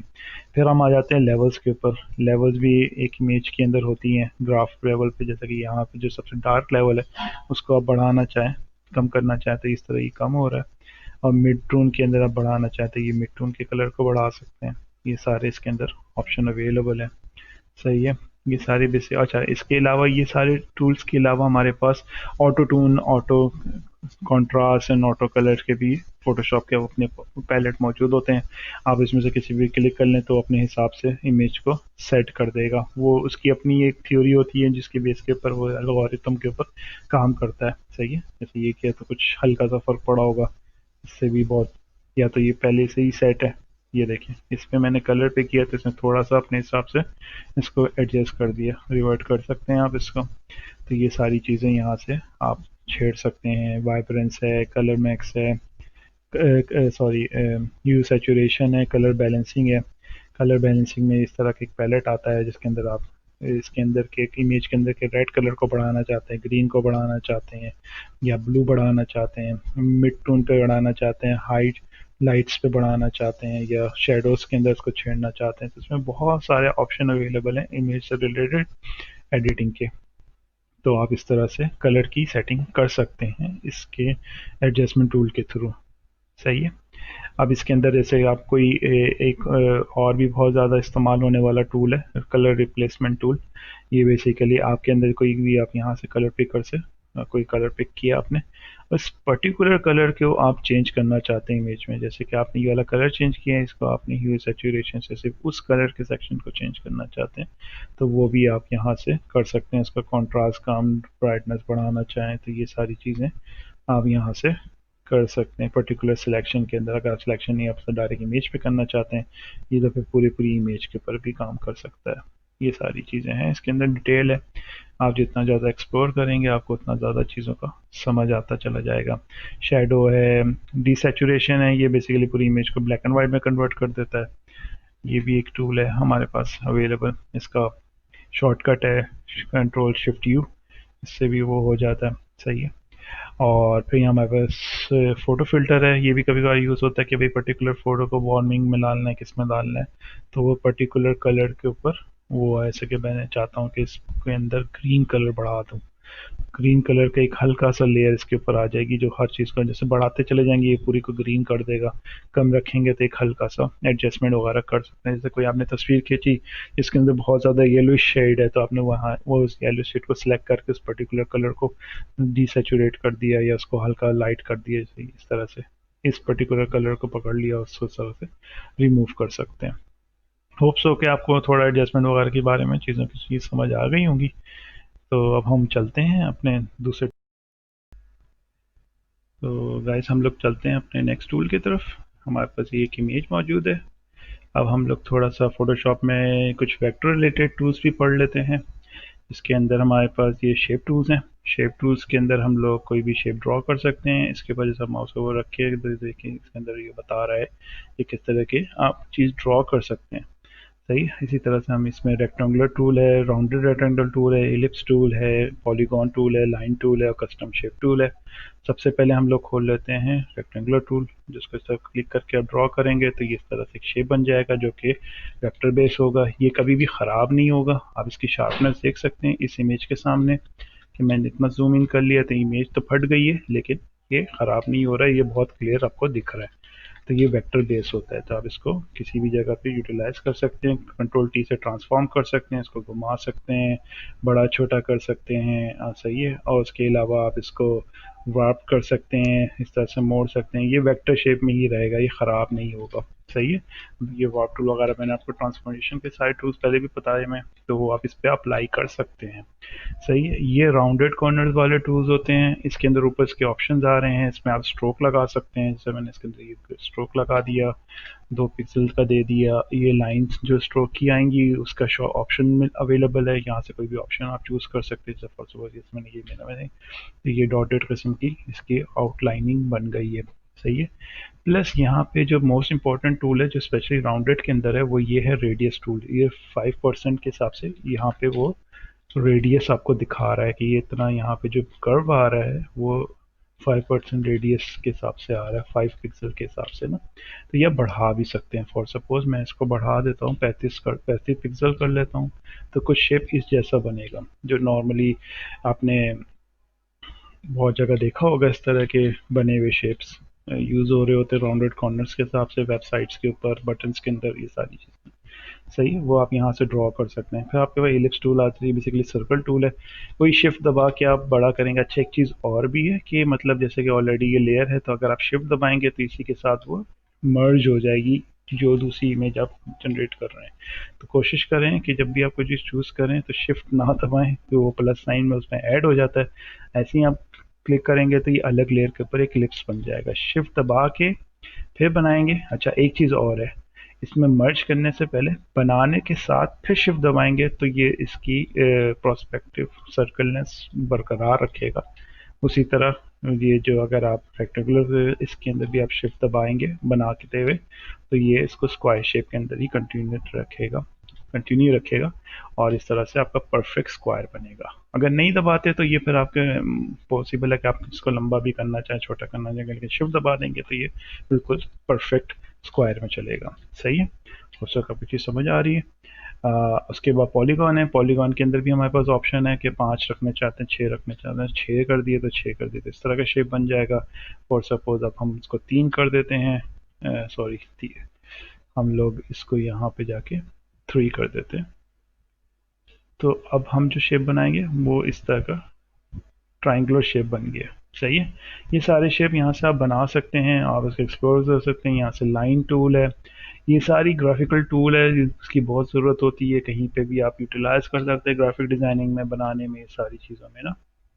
फिर इसकी स्टाइलिंग है, जैसे कि आप सिलेक्ट करेंगे तो सपोज आप यहाँ से दोबारा से चेंज करना चाह रहे हैं तो ये पर्टिकुलर चेंज हो जाएगा, जो लास्ट लेयर सिलेक्टेड है उसके हिसाब से उसके ऊपर वो चेंजेस अप्लाई हो जाएगी। सही। और आपको चीज़ें वगैरह थोड़ी बहुत क्लियर हो गई होंगी शेप से रिलेटेड। अब मैं आपको थोड़ा सा और चीज़ भी सिखा देता हूँ कि इसमें कस्टम शेप का भी होता है। इसके अंदर एक बाय डिफ़ॉल्ट इनके पास कुछ ऑप्शन इस तरह के शेप्स बने होते हैं। फोटोशॉप सीसी के अंदर ये 2020 के अंदर थोड़ा डिफरेंट तरीके से इन्होंने शो किया हुआ है। वैसे ये सारे एक साथ मर्ज होते हैं और अलग अलग शेप होते हैं। तो ये शेप रेडीमेड है, आप इंपोर्ट भी कर सकते हैं। बाहर फोटोशॉप के प्लगइन्स वगैरह भी मिलते हैं, इसके शेप्स भी मिलते हैं फाइल्स, वो आप यहाँ पे जाके इंपोर्ट करा सकते हैं और इस तरह के शेप आप इंट्रोड्यूस कर सकते हैं इसके अंदर। सही है। तो फॉर सपोज अभी मैं इसमें से ये हटा देता हूँ आउटलाइनिंग और इसको कोई दूसरा कलर दे देता हूँ, फॉर सपोज रेड दे देता हूँ। तो ये इस तरह का शेप आप बना सकते हैं। फिर आप इसको ट्रांसफॉर्म भी कर सकते हैं, वार्प कर सकते हैं, छेड़ सकते हैं। लेकिन इसकी सबसे अच्छी बात है कि ये ख़राब नहीं होगा, ये मतलब पिक्सेलेट नहीं होगा। ये मैथमेटिकल टर्म में वेक्टर बेस है, तो ये एज इट इज़ रहेगा, चाहे इसका कितना भी साइज़ आप बड़ा छोटा क्यों ना कर लें।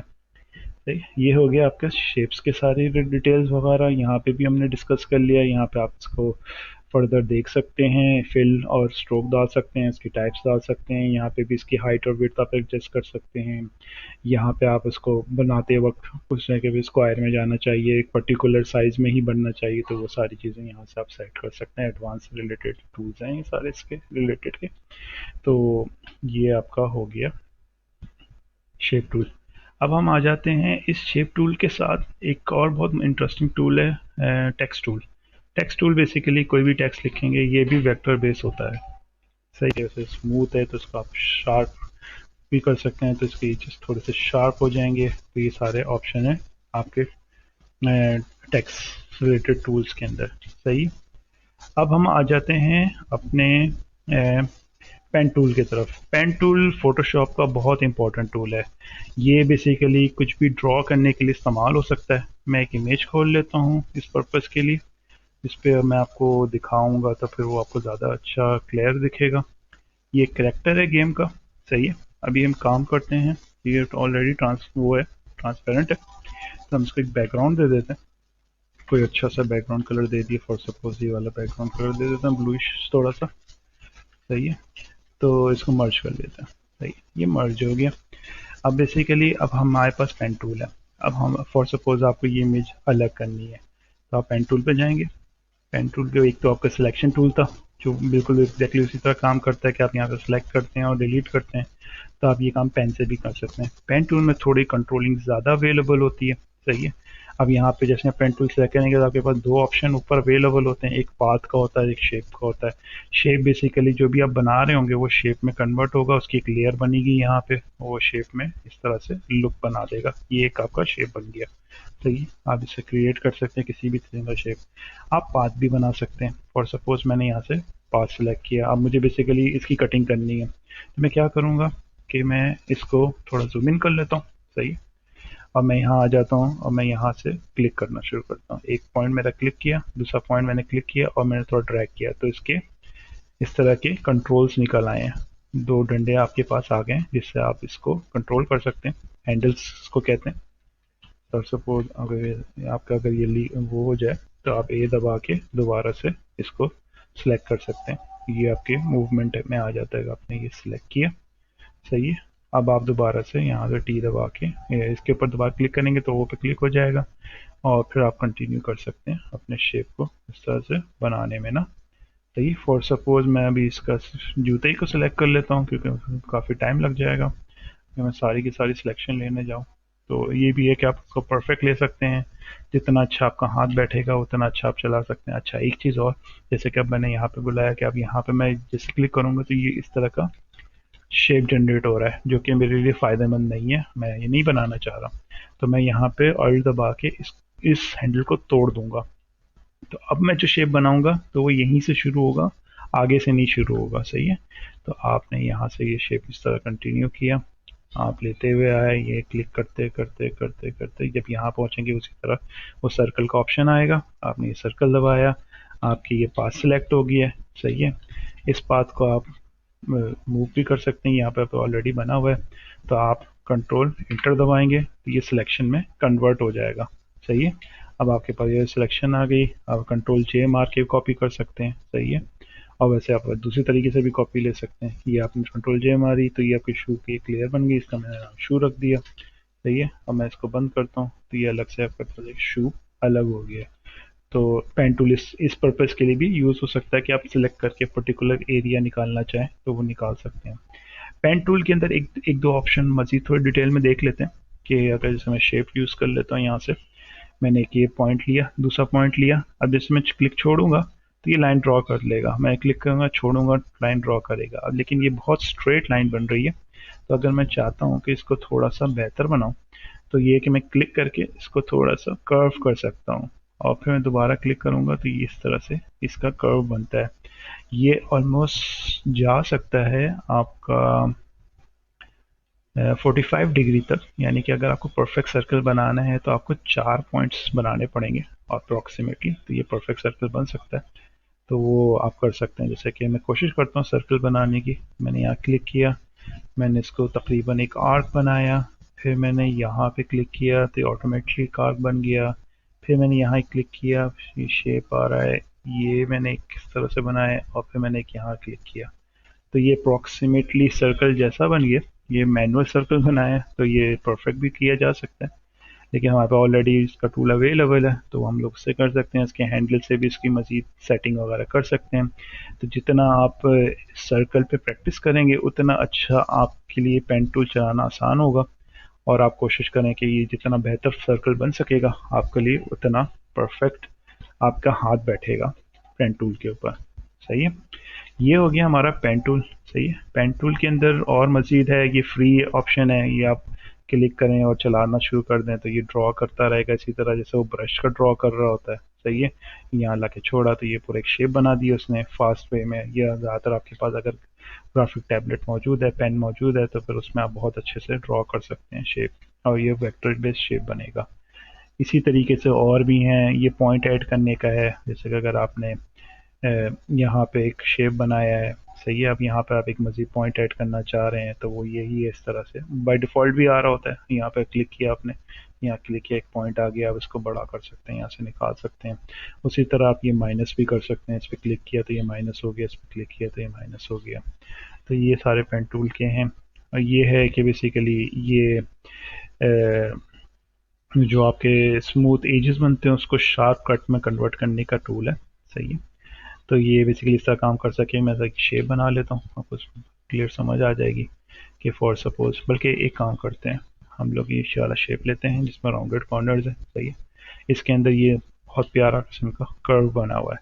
तो हम ये वाले टूल पे आते हैं, हम कन्वर्ट पॉइंट टूल पर क्लिक करते हैं, तो ये यहाँ से कट आ रहा है, तो इस पर क्लिक करेंगे तो ये इसको स्ट्रेट कर देगा। इस पर क्लिक करेंगे, ये इसको स्ट्रेट कर दिया इसने, बिल्कुल कर्व ख़त्म करने वाला टूल है। आप क्लिक करते जाइए तो ये बिल्कुल इसकी कर्वनेस को ख़त्म करने वाला टूल होता है। ये पॉइंट्स रिमूव कर देता है कि जैसे कि आप सपोज करें कोई आप इमेज बना रहे हैं, टक टक टक टक टक टक, वो ये इस तरह का शेप बन रहा है पॉलीगॉन वाला ना। अब एक होता है कि आपने शेप बनाया इस तरह से, सॉरी कंटिन्यू हो गया, इसको रिमूव कर लेते हैं। अब मैं थोड़ा थोड़ा सा शेप घुमा के ना इस तरह से कर्व के साथ, तो इसके अंदर बहुत सारे पॉइंट्स इस तरह के हैं जो हैं कर्व के अंदर आ रहे हैं। तो ये रिमूव करने में आसानी करता है कि कोई पर्टिकुलर कौन रिमूव करना है, ये रिमूव कर दिया इसने, ये रिमूव कर दिया, तो इसको पॉलीगॉन लेवल पे ले जाता है। स्ट्रेट कट के अंदर ना आप ये चीज़ यूज़ कर सकते हैं, बहुत जगह काम आता है। आगे चल के आप इसको समझ जाएंगे कि कहाँ कहाँ ये यूटिलाइज किया जा सकता है, सही है। तो ये हमारा हो गया शेप टूल, पेन टूल और टेक्स्ट रिलेटेड टूल, जिसके अंदर आप कोई टेक्स्ट लिख सकते हैं। अच्छा, एक मज़े की बात और बता दूं कि ये जो टेक्स्ट है इसको आप बहुत सारे शेप दे सकते हैं, इसको शेप में कन्वर्ट भी कर सकते हैं। और सपोज मैं इसको 90 पे ले गया, सही है, ये आपके पास। अच्छा, मैं थोड़ा सा एक काम करता हूँ, इस इमेज को नीचे कर लेता हूँ और एक बैकग्राउंड क्रिएट कर देता हूँ इसी कलर में, ताकि हमारे पास स्पेस आ जाए, सही है। ये हमारे पास स्पेस आ गई, सही है, ये टेक्स्ट हमारे पास है। अब हम चाहते हैं कि इसको कन्वर्ट इनटू शेप कर दें, तो ये यहाँ पे आप इसके ऊपर राइट क्लिक करके भी इस लेयर के ऊपर आ जाए, यहाँ से कन्वर्ट इनटू शेप हो जाएगा। तो ये शेप बन गया है। अब ये आप दोबारा से एडिट नहीं कर सकते, ये शेप में आ गया, लेकिन वेक्टर ही है। अब इसमें पर्टिकुलर आप कोई भी सिलेक्शन ले सकते हैं। अच्छा, A is a shortcut for the this arrow ना, ये एरो बेसिकली पास सिलेक्शन और डायरेक्ट सिलेक्शन के लिए होता है। पास सिलेक्शन पूरे पूरे सेक्शन के सिलेक्ट करता है, और ये पर्टिकुलर डायरेक्ट सिलेक्शन एक पर्टिकुलर पॉइंट को सिलेक्ट करता है, सही है, एक पर्टिकुलर पॉइंट को सिलेक्ट कर सकते हैं। तो ये अगर आप डायरेक्ट टूल यहाँ से सिलेक्ट कर लेते, ये शॉर्टकट है, ये पूरा एक आइकन आ गया, एक पूरा क्या कहते हैं शेप आ गया।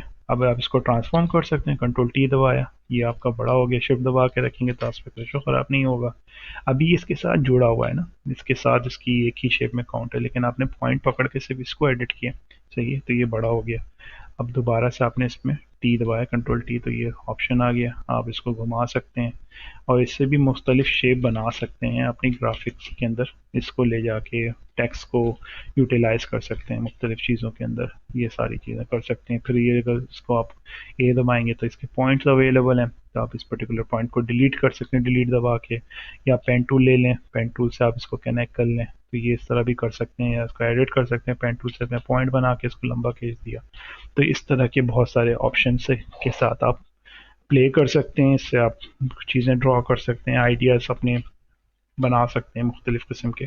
तो ये आपका सारा वेक्टर रिलेटेड टूल है, जिसके अंदर हमने अभी कवर किया शेप टूल को कवर किया, हमने हमने पेन टूल को कवर किया, हमने टेक्स्ट टूल को कवर किया, और इसके पॉइंट पकड़ने के लिए हमने ये डायरेक्ट सिलेक्शन टूल को भी डिस्कस कर लिया है। तो ये हमारे सारे फोटोशॉप के अंदर वेक्टर रिलेटेड टूल हैं जो हमारे ड्रॉ करने के लिए, क्रिएट करने के लिए इस्तेमाल होते हैं। अब हम चलते हैं, सो गाइज अब हम लोग चलते हैं अपने नेक्स्ट टूल की तरफ। उसके लिए हम लोग कोई इमेज खोल लेते हैं, पुरानी इमेज ही खोल लेता हूँ कोई एक, सही है। अब हम डिस्कस करने जा रहे हैं पैराग्राफ, टेक्सटिंग, टाइपोग्राफी जो फोटोशॉप में की जा सकती है। अभी मैंने टेक्स्ट टूल आपको ऐसे कवर कर ही लिया था, तो मोस्टली अभी इमेज की इतनी ज़्यादा ज़रूरत नहीं है, लेकिन चले मैं कुछ एक लेयर क्रिएट करके इसके ऊपर कोई कलर डाल देता हूँ। कंट्रोल अल्टर बैकस्पेस, और इसको थोड़ा सा लाइट कर देता हूँ तो कुछ इस जैसा इफेक्ट जनरेट हो जाता है। सही, दोनों लेयर को मर्ज कर देते हैं और इसको रिलीज़ कर देते हैं। सही है, एक हल्का सा आपके पास बैकग्राउंड आ गया जिसके ऊपर आप कोई टेक्स्ट लिख सकते हैं। सही है। अच्छा, टेक्स्ट टूल के अंदर एक और ऑप्शन है जो हमने पूरा डिटेल में नहीं डिस्कस किया था, कि हॉरिजेंटली भी लिख सकते हैं, वर्टिकली लिख सकते हैं। सही है, और मास्किंग के ऊपर भी लिख सकते हैं। मास्किंग को छोड़ दें, मैं आपको हॉरिजेंटल और वर्टिकल दिखा देता हूँ कि एक तो ये तरीका हो गया लिखने का जिसके हम आप हॉरिजेंटल वे में लिख रहे हैं। सही है, का टेक्स्ट का कलर ने वाइट कर दिया। एक हम लोग इस तरह से लिखा। अब हम चले आते हैं वर्टिकल। तो वर्टिकल में जब हम लिखेंगे तो वो कुछ इस जैसे तरीके का टेक्स्ट लिखा जाएगा। सही है, तो वो ग्राफिकल वे में, जैसे कोई आप कार्ड बना रहे हैं, साइड पर अपना नाम लिखना चाह रहे हैं, तो ये वर्टिकल में इस तरह लिख सकते हैं। फिर एक ये होता है कि आप कोई शेप बनाते हैं, तो शेप के ऊपर अगर ऐसे कंट्रोल टी या खाली टी दबाते हैं तो टी के ऊपर क्लिक कर दें इस पर, तो आप इसके ऊपर भी लिख सकते हैं, इस शेप के ऊपर ना। ये भी एक तरीका है। अच्छा, ये दोनों लेयर अलग अलग हो जाती हैं, वो पाथ पकड़ लेता है तो आप इसके शेप को डिलीट कर सकते हैं। तो ये आपके पास एक इस तरह से भी टेक्स्ट लिखा जा सकता है। सही है, टेक्स्ट लिखने के मुख्तलिफ तरीके हैं। इस तरह के आपके पास ऑप्शन होते हैं। कोई भी शेप सेलेक्ट किया, उस पर टी दबाया, जैसे फॉर सपोज मैं यहाँ पे कोई कॉम्प्लेक्स सा ले लेता हूँ, चलिए बोट ही ले लेते हैं। ये लिया हमने बोर्ड, और उसके ऊपर टी का बटन दबाया, टेक्स्ट का ऑप्शन आ गया। इसके ऊपर हमने कोई भी टेक्स्ट लिखा तो ये इसके ऊपर लिखना शुरू कर दिया। फिर हमने ये बोर्ड को डिलीट कर दिया तो ये हमारे पास टेक्स्ट लिखा हुआ आ गया।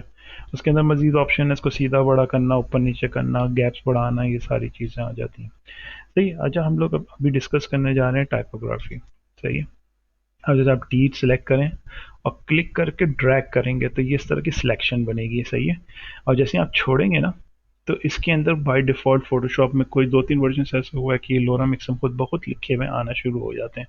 वरना तो आप ये सिलेक्शन बन जाती है, इसके अंदर आप ये सब कुछ डिलीट कर दें तो इस तरह की सिलेक्शन बनेगी और इसके अंदर इस तरह से कर्सर ब्लिंक कर रहा होगा। सही है, उसको आप उसमें आप कोई भी चीज़ लिखेंगे तो वो लिखना शुरू कर देगा इस पर्टिकुलर सिलेक्शन के अंदर रहते हुए। सही है। अच्छा, अब हम कोई फ़ॉन्ट सेलेक्ट कर लेते हैं, एरियल सेलेक्ट कर लेते हैं, यहाँ से दूसरा फ़ॉन्ट बोल्ड कर लेते हैं। सही है, हम यहाँ पे कोई टेक्स्ट डाल देते हैं, सपोज कर हमने हेडिंग लिख दिया, से हेडिंग 1 लिख दिया। सही है, हमने स्पेस मारा।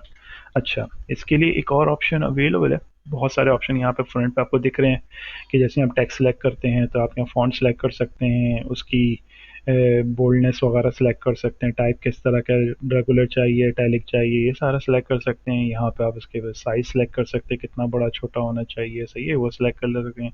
फिर आपके पास ये क्रिस्प और हार्डनेस वाली चीज़ें जो पहले भी बताया था। फिर आ जाता है हमारे पास पैराग्राफ का ऑप्शन। ये अभी सेंटर अलाइंड है। अब यहाँ पे है लेफ्ट अलाइन, लेफ्ट दबाया तो ये इधर आ गया, राइट दबाया तो ये इस साइड पे चला गया। तो हाँ, अक्सर पैराग्राफ लिखते वक्त हम लोग लेफ्ट अलाइन होते हैं, हेडिंग हमारी सेंटर में होती है। सही है, तो हमने यहाँ पे थोड़ा स्पेस मारा इंटर कर करके। सही है, अब हमने बोल्डनेस हटा के रेगुलर कर लिया, हमने फॉन्ट साइज भी थोड़ा छोटा कर दिया। सही है, अब हम कुछ टेक्स्ट लिख रहे हैं यहाँ पे। सही है, हमने बहुत सारा टेक्स्ट लिया, हमने इस टेक्स्ट को कॉपी किया। सही है, अभी अब छोड़ दें, ये इतना ख़राब क्यों आ रहा है, मैं इसको भी सेट करवा देता हूँ, मसला नहीं है। जैसे ही आपने ये टेक्स्ट ले लिया ये इस तरह से आ गया। सही है, चलो इसको सही कर लेते हैं। ये आप पूरा सिलेक्शन ले लें, कंट्रोल ए दबाएंगे तो सारा का सारा टेक्स्ट सेलेक्ट हो जाएगा। यहाँ इसकी प्रॉपर्टीज़ आ रही हैं, यहाँ पे भी वो सारी चीज़ें रिपीट हो रही हैं। यहाँ पे आपके पास 2-3 ऑप्शन है, जैसे एक तो फॉन्ट का ऑप्शन आ गया जो कि यहाँ पे नहीं आ रहा, वो मैं दिखा रहा हूँ।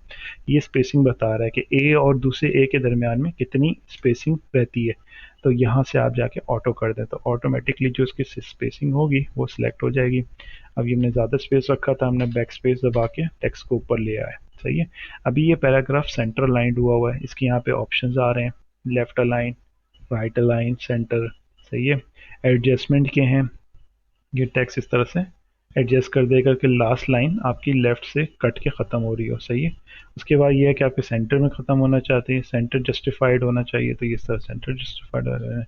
राइट जस्टिफाई तो राइट जस्टिफाई, ओवरऑल जस्टिफाई करना है कि बिल्कुल, तो ये इस तरीके से इसको जस्टिफाई कर लेते हैं। अच्छा, इस चीज़ का ऑप्शन को आप कंट्रोल टी से भी खोल सकते हैं।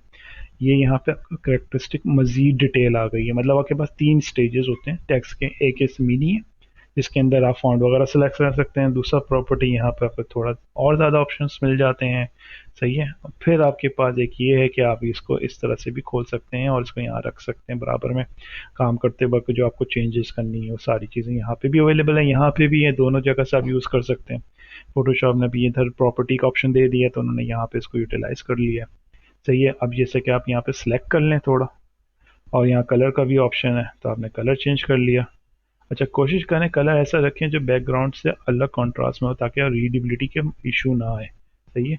या जैसे बिल्कुल हम डार्क में ले जाते हैं तो डार्क भी थोड़ा सा पढ़ने में आ जाएगा, लेकिन क्योंकि बैकग्राउंड हमारा डार्क है तो हमारे लिए बेहतर ये है कि हम इसको वाइट में ही रखें तो आपका टेक्स्ट ज़्यादा क्लियर दिखेगा। सही है। एक तो ये चीज़ आ गई। फिर पैराग्राफ के ऑप्शन आपने देख लिए। फिर पैराग्राफ की स्पेसिंग आप यहाँ से सिलेक्ट कर सकते हैं, कम ज़्यादा कर सकते हैं। सही है। टेक्स्ट को अंडरलाइन करना है, एक पर्टिकुलर एरिया को सिलेक्ट किया आपने, दबाया तो इसके नीचे अंडरलाइन आ गई हेडिंग के नीचे। इसको आपको अटैलिक करना है, यहाँ से आपका अटैलिक हो जाएगा। सही है। ये एक हार्ड अटैलिक होता है। अगर फॉन्ट अटैलिक अवेलेबल नहीं है आपके पास तो यहाँ से आप फोटोशॉप के हार्ड अटैलिक यूज़ कर सकते हैं। हार्ड आप इसको बोल्ड कर सकते हैं तो, और इसके बाद आपको ऑल कैप्स में ले जा सकते हैं, ये पूरा कैप्स में ले जाएगा। ये आप इसको थोड़ा छोटा कर सकते हैं कि मेन जो फर्स्ट टेक्स्ट है वो बड़ा हो, लास्ट टेक्स्ट बड़ा हो। तो इस तरह की एक स्टाइलिंग होती है, वो सारी चीज़ें हैं। फिर ये है कि जैसे कब आपने नंबर्स को सिर्फ छोटा करना चाह रहे हैं, पावर दिखाना चाह रहे हैं तो वो भी किया जा सकता है। एक मिनट, इसको मैं नॉर्मलाइज कर लूँ पहले। सही है। ये आ गया आपका नॉर्मल।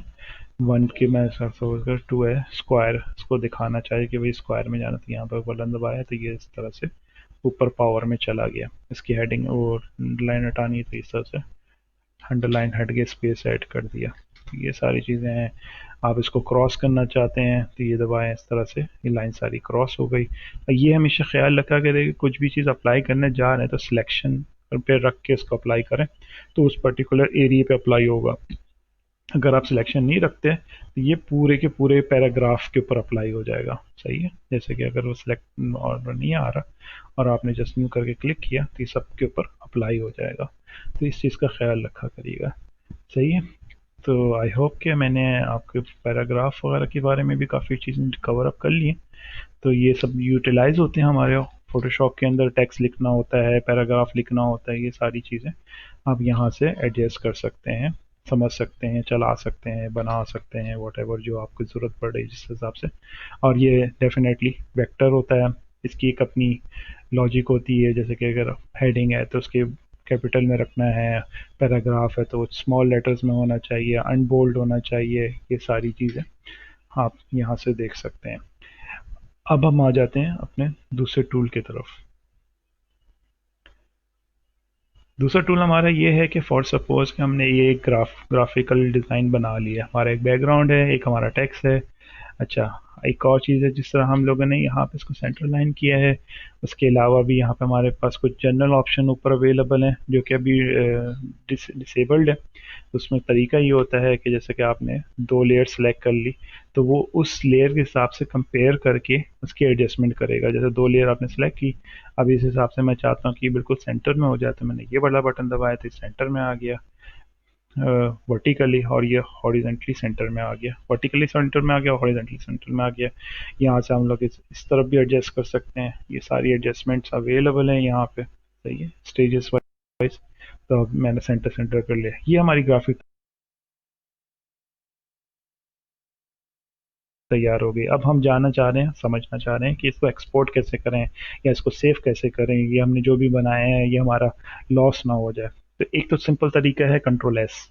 कंट्रोल एस दबाएंगे अगर आपने सेव नहीं किया है तो ये इस तरह की विंडो खुलेगी जिसके अंदर सेव एस का ऑप्शन आएगा। यहाँ पर आप नाम वाम लिख सकते हैं, यहाँ पर आप टाइप सेलेक्ट कर सकते हैं कि आप फोटोशॉप की पीएचडी फाइल में सेव करना चाहते हैं, फोटोशॉप डॉक्यूमेंट में सेव करना चाहते हैं, नहीं आप जिफ बनाना चाहते हैं या वॉट एवर, बहुत सारे ऑप्शन है, जेपैग बनाना चाहते हैं, जो वॉट एवर। तो बेसिकली होता ही है कि हमेशा जो कोई भी काम करें तो उसकी एक कॉपी रिसोर्स फाइल के तौर पे एक कॉपी रखनी चाहिए जो कि पीएचडी फॉर्मेट में हो, एडिटेबल हो, बाद में आप उसको चेंज कर सकें। और अगर आपको वेब के लिए निकालना है ये तो उसके एक और ऑप्शन है, यहाँ से आप जाएं। सही है।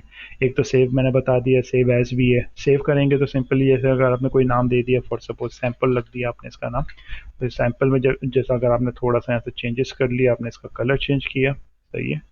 अब आप जब सेव दबाएंगे तो ये उसी फाइल के ऊपर सेव हो जाएगा। अगर आप कंट्रोल शिफ्ट एस दबाएंगे तो सेव एस का ऑप्शन खुलेगा, ये वाला। सही है, तो अब आप वही फाइल सैंपल यहाँ पड़ी हुई, आप चाहें तो उसके ऊपर रीराइट कर सकते हैं, या आप चाहें तो sample2 लिख कर दूसरी फाइल भी सेव कर सकते हैं। अब आप चाह रहे हैं कि मैं इसको सोशल मीडिया के लिए यूज़ करना चाह रहा हूँ, या मैं इसको कहीं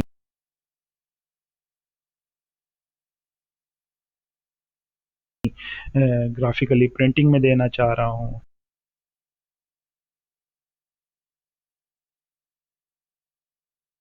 जो कि पीएसडी फॉर्मेट में हो, एडिटेबल हो, बाद में आप उसको चेंज कर सकें। और अगर आपको वेब के लिए निकालना है ये, तो उसके एक और ऑप्शन है, यहाँ से आप जाएं। सही है, एक तो सेव मैंने बता दिया, सेव एज भी है। सेव करेंगे तो सिंपली जैसे अगर आपने कोई नाम दे दिया, फॉर सपोज सैम्पल रख दिया आपने इसका नाम, तो सैम्पल में जैसा अगर आपने थोड़ा सा यहाँ से चेंजेस कर लिया, आपने इसका कलर चेंज किया। सही है, अब आप जब सेव दबाएंगे तो ये उसी फाइल के ऊपर सेव हो जाएगा। अगर आप कंट्रोल शिफ्ट एस दबाएंगे तो सेव एस का ऑप्शन खुलेगा, ये वाला। सही है, तो अब आप वही फाइल सैंपल यहाँ पड़ी हुई, आप चाहें तो उसके ऊपर रीराइट कर सकते हैं, या आप चाहें तो sample2 लिख कर दूसरी फाइल भी सेव कर सकते हैं। अब आप चाह रहे हैं कि मैं इसको सोशल मीडिया के लिए यूज़ करना चाह रहा हूँ, या मैं इसको कहीं ग्राफिकली प्रिंटिंग में देना चाह रहा हूँ, वट एवर, तो उस पर्पज़ के लिए आप यहाँ चले जाएँ, एक्सपोर्ट भी कर सकते हैं। एक्सपोर्ट से यहाँ से तस्वीर बाहर जा सकती है। सेव फॉर वेब कर सकते हैं, यहाँ पे सेव फॉर वेब का ऑप्शन है। कंट्रोल शिफ्ट, ये अल्टर कंट्रोल शिफ्ट और एस दबाएंगे शॉर्टकट, तो ये वाली विंडो खुलेगी। ये सेव फॉर वेब की विंडो होती है, इसके अंदर प्रीव्यू आ रहा होता है। अक्सर ये जगह आपकी प्रीव्यू की छोटी होती है, तो यहाँ से आप इसको रिसाइज करके देख सकते हैं, 50% या 25%। थोड़ी सी ग्राफिक्स में ख़राब दिखती है, प्रॉपर नहीं दिख रही होती जो ओरिजिनल होती है, लेकिन एक आपको आइडिया देने के लिए कि ये कैसा दिखेगा वो आ जाता है। यहाँ पे इसके साइजेस डिफाइंड हो जाते हैं कि कितने हाइट विड्थ के हैं। आप इसको चेंज करना चाहें, प्रिंट आउटपुट, ये आपके ओरिजिनल फाइल को नहीं ख़राब करेगा। जो आप प्रिंट निकाल रहे हैं, जो आप जेपैक निकाल रहे हैं, वट जो भी निकाल रहे हैं, तो वो आप यहाँ से सिलेक्ट कर लें, उसका साइज़ डिफाइंड हो जाएगा, उस हिसाब से छोटा बड़ा हो जाएगा। यहाँ पर आप 100% कर लें, फिर उसको पता चल जाएगा कि अब इसकी ओरिजिनल साइज़ क्या हो गई है। ऑप्टिमाइज़ कर सकते हैं ग्राफिक्स को, इसकी क्वालिटी को कम ज़्यादा कर सकते हैं। यहाँ से ये बने बनाए पैलेट है बाय डिफ़ॉल्ट, यहाँ से आप ऐसे ऐसे भी कम ज़्यादा कर सकते हैं। सही है, फिर आप जब सेव का बटन दबाएंगे तो ये आपको फोल्डर दे देगा, जहाँ पे भी आपको सेव करना है वहाँ पे आपने क्लिक किया और ये आपका वहाँ पे सेव हो जाएगी फाइल। सही है, एक ये तरीका हो गया सेव फॉर है, और एक सेव एज है, यहाँ से भी आप जा सकते हैं। तो यहाँ पे बेसिकली क्वालिटी गिराता नहीं है, जेपैक सेलेक्ट किया, अब मैं यहाँ पे सेव करने जा रहा हूँ, तो मैं सेव करूँगा तो ये मुझे क्वालिटी का एक अलग से ऑप्शन देगा। सही है, इसमें ये हो सकता है कि मैं इसको मैक्सिमाइज में निकालूं, ताकि मेरे प्रिंट में इसकी कोई भी क्वालिटी कॉम्प्रोमाइज़ ना हो रही हो, तो ये यहाँ से मैं सिलेक्ट कर सकता हूँ। मैं कोई मैट कलर भी बैकग्राउंड में डाल सकता हूँ, अगर मेरी ग्राफिक्स कम है तो पीछे वो कलर उठ के आ जाए। यहाँ पे भी उसी तरह पैलेट है, ये मैंने सेव किया तो सेव हो गया। सही है, तो ये सारे एक्सपोर्ट के ऑप्शन है, यहाँ से एक्सपोर्ट है, सेव है। सही है, अब इसमें एक और भी ऑप्शन है, क्विक एक्सपोर्ट एज पीएनजी, फ़ौरन से पीएनजी के तौर पे एक्सपोर्ट करना है तो वो उस तरह से एक्सपोर्ट का ऑप्शन दे देगा। डायरेक्ट आपने सेव किया वो पीएनजी फॉर्मेट में सेव हो गया। सही है, इस तरह से जो भी आप ग्राफिक्स बना रहे हैं वो आप यहाँ से सेव कर सकते हैं, एक्सपोर्ट कर सकते हैं, निकाल के लेके जा सकते हैं। ये सारी चीज़ें यहाँ से की जा सकती हैं। होप सो आपको चीज़ें काफ़ी क्लियर होंगी। फ़ोटोशॉप के अंदर इंपोर्ट कैसे किया था हमने, वहाँ से लेके अब ये फाइनली हमने एक्सपोर्ट करना आपको सिखा दिया है, सेव करना भी सिखा दिया है फ़ोटोशॉप के अंदर फाइल। सही है, इसके अंदर जैसे यहाँ पे सेव एज में गए, ये सारे फॉर्मेट अवेलेबल हैं, कोई सा भी फॉर्मेट सेलेक्ट कर लें। सही है, वो आप सेव करना चाहें सेव कर सकते हैं। क्लाउड का भी ऑप्शन अवेलेबल है, लेयर्स के साथ सेव करना चाहते हैं, ये सारे डिटेल हैं, जितना आप एक्सप्लोर करेंगे उतना आपको समझ आएगा। सही है, होप सो